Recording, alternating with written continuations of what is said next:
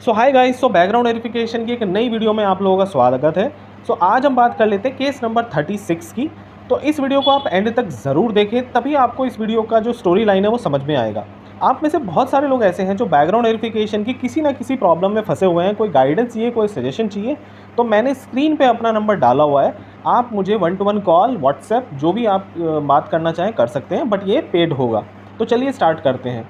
तो अभी इस केस में क्या हुआ, तो ये जिस क्लाइंट का मेरे पास कॉल आया, इनका एक्सपीरियंस अगर मैं कहूँ तो टोटल 10 ईयर्स का एक्सपीरियंस है। तो मैच्योरिटी तो ठीक ठाक है, बट क्या होता है, आदमी लालच में थोड़ी गलतियाँ कर देता है, बट हम उसको अभी इग्नोर करते हैं। अभी हम स्टोरी पे आते हैं। तो हुआ क्या था, इनका जो टोटल 10 ईयर का एक्सपीरियंस था, इनका शुरू के जो 3 साल का एक्सपीरियंस था, जब इन्होंने अपना एजुकेशन कंप्लीट करके फर्स्ट 3 ईयर्स में जो काम किया, वो उनका जैसे मान लेते सिविल इंजीनियरिंग में काम कर रहे थे, बट उनका जो मेन स्ट्रीम था वो था आईटी या कंप्यूटर साइंस। उसके बाद उन्होंने 7 ईयर्स लगातार आईटी का काम किया। अब जहाँ पे ये किसी कंपनी में जहाँ ज्वाइन करने वाले थे, या जहाँ से इनको ऑफर लेटर मिला था, जहाँ पे इन्होंने अभी इंटरव्यू दिया था, तो वहाँ पे क्या था, इन्होंने वो जो लास्ट 3 ईयर्स वाला था, इनको लगा कि अगर, क्योंकि जिस जॉब के लिए जा रहे थे उसकी एलिजिबिलिटी ही 10 साल थी, मतलब उस जॉब में मिनिमम 10 ईयर्स का रिक्वायरमेंट था।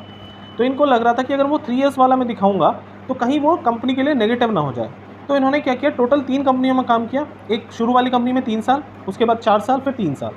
तो ये जो 4 साल वाली कंपनी है, इसी का एक्सपीरियंस उन्होंने एडिट करके फर्स्ट जॉब का उसमें इंक्लूड कर दिया, उसको भी आईटी जॉब का वर्क जो एक्सपीरियंस है वो बना दिया। उसके बाद क्या हुआ, इनका बीजीवी स्टार्ट होता है सामने वाली कंपनी में, और जब बीजीवी इनका स्टार्ट हो चुका है और वहाँ पे इनका ये प्रूफ हो जाता है कि हाँ भाई, ये डॉक्यूमेंट्स तो फेक हैं, क्योंकि और उनकी जॉइनिंग भी हो चुकी है और 10-15 दिन उनको जॉब करते हो भी गया है। अब तो सैलरी आने वाली थी।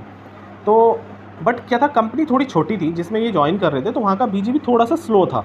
तो इसलिए शायद उन्होंने बीजीवी जो एम्प्लॉयमेंट वाला था वो जॉइनिंग के बाद ही किया। बट नॉर्मली होता क्या है कि बीजीवी एम्प्लॉयमेंट वाला भी आजकल company 90% of the cases not, जो पुरानी कंपनीज है उनका पहले ही कर लेती है जॉइनिंग से पहले। कुछ ही कंपनी होती है जो ऐसा करती है कि बीजीवी जो है आपका जॉइनिंग के बाद करती है, क्योंकि जो छोटी कंपनी है वो इतनी कॉस्ट अफोर्ड नहीं कर पाती। तो उनके लिए रहता है आप जब कैंडिडेट ज्वाइन ही कर लेगा तो तभी कर लेंगे बीजीवी। और उनका बीजीवी नेगेटिव हो गया, रेड हो गया। तो अब इनका प्रॉब्लम ये था कि अब मैं क्या करूँ, सैलरी भी ठीक ठाक है, जॉब भी नहीं छोड़ सकते।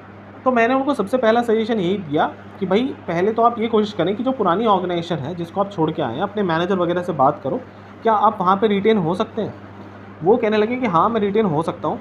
और मैंने उनको तुरंत कहा कि पहले आप अपने मैनेजर से बात करें, आपको जब वहाँ पे कंफर्मेशन आ जाएगा कि मैं वहाँ पे रिटेन हो सकता हूँ, उसके बाद आप मुझे दोबारा कॉल बैक करना। फिर उन्होंने अपने मैनेजर से बात की, या जो उनके सीनियर थे या जो एचआर था, वो उनको रिटेंशन करने के लिए रेडी थे। उनकी ईमेल पे बात हो गई। उस दिन नेक्स्ट डे उनका कंफर्म हो गया कि वो कंपनी उनको रेडी है लेने के लिए। अब जिस कंपनी में ये काम कर रहे थे, यहाँ पे फिर मैंने उनका रेजिग्नेशन कराया। मैंने उनको बोला कि यहाँ पे आप रिज़ाइन डाल दो और जो भी हफ्ता 10 दिन का नोटिस है सर्व करके अपनी पुरानी कंपनी रीजॉइन कर लो। तो ये बात लगभग 1 महीना पहले की है। तो अभी उन्होंने रीजॉइन भी कर लिया था अपनी पुरानी कंपनी, क्योंकि लास्ट टू लास्ट वीक मेरी उनसे बात भी हुई थी।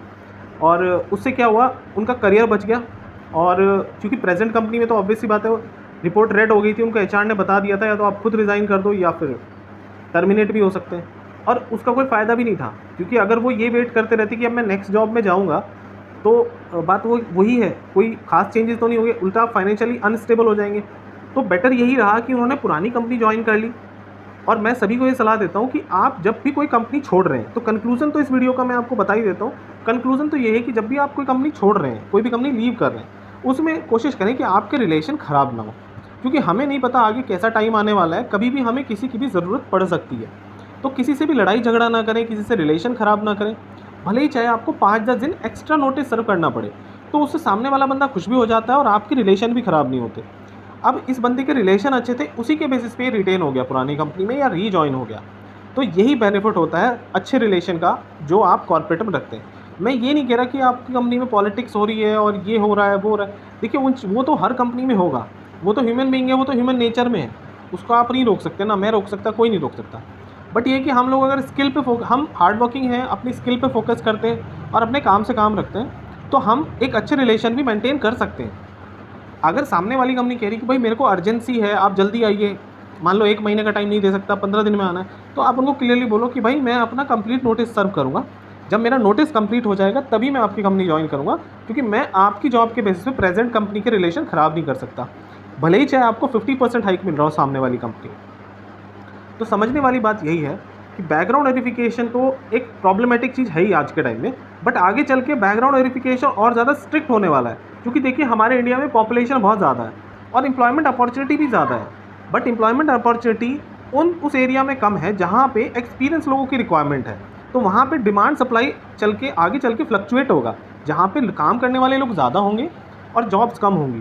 तो उसके कारण क्या होगा कि बीजीवी स्ट्रिक्ट हो जाएंगे, क्योंकि कंपनीज़ को भी एलिमिनेशन या लोगों को शॉर्टलिस्ट करने के लिए कुछ ना कुछ तो पैरामीटर बढ़ाने पड़ेंगे, चाहे वो इंटरव्यू राउंड हो, चाहे बीजीवी हो। तो बीजीवी भी उसमें से एक ही है, और उसके बाद किसकी जॉब लगेगी नहीं लगेगी वो तो उसका बीजीवी डिसाइड करेगा। तो इसीलिए मैं कह रहा हूँ रिलेशन अच्छे लगे, क्योंकि हमें अगर लॉन्ग टर्म सस्टेनेबिलिटी में काम करना है 10 साल 20 साल, तो वो जो आपके पुराने रिलेशन है उसके चलते आपका बीजीवी भी ग्रीन रहेगा हर कंपनी में, आप आराम से जॉब भी कर पाओगे टेंशन फ्री। नहीं तो मैंने देखा है लोगों की नींद उड़ी हुई रात में उसी चीज़ के बारे में सोच रहे हैं। भाई हमारी नींद तब क्यों नहीं उड़ी जब हम फेक डॉक्यूमेंट बना रहे थे, वो भी उस बंदे की सलाह पे बना रहे थे जिस बंदे को कुछ पता ही नहीं है उस बारे में। नॉर्मली हम लोग देखते जो हमारे कलीग होते हैं, फ्रेंड्स होते हैं, वही हमें गलत सलाह दे देते हैं। आपने एक्सपर्ट बंदे से तो कभी सलाह नहीं ली। नॉर्मली अगर हम बीमार होते हैं तो हम डॉक्टर के पास जाते हैं, ना ही किसी इंजीनियर के पास थोड़ी जाते हैं। तो समझने वाली बात यह है कि अगर आप किसी भी फील्ड में हैं तो उसके एक्सपर्ट बंदे से ही आप बात करें। मैं ये नहीं कह रहा कि मुझसे बात करो, बट हाँ जिससे भी करनी हो एक्सपर्ट बंदे से बात करो जो आपको सही सलाह दे सके, जिससे आप इस तरह की प्रॉब्लम में आगे चल के ना फंसे। तो आई होप ये वीडियो आप लोगों को हेल्प करेगा। लाइक शेयर कमेंट तो ज़रूर करें, एंड कोई सजेशन हो तो प्लीज़ कमेंट बॉक्स में फीडबैक ज़रूर दें। और जिन लोगों को कोई ना कोई बैकग्राउंड से रिलेटेड कोई भी क्वेरी है, कोई सजेशन चाहिए, तो प्लीज़ मेरा स्क्रीन पे नंबर है, आप मुझे 1-to-1 कॉल के लिए बात कर सकते हैं, पे करके बात कर सकते हैं। So thank you so much, मिलते हैं एक नई वीडियो के साथ। Thank you so much, best of.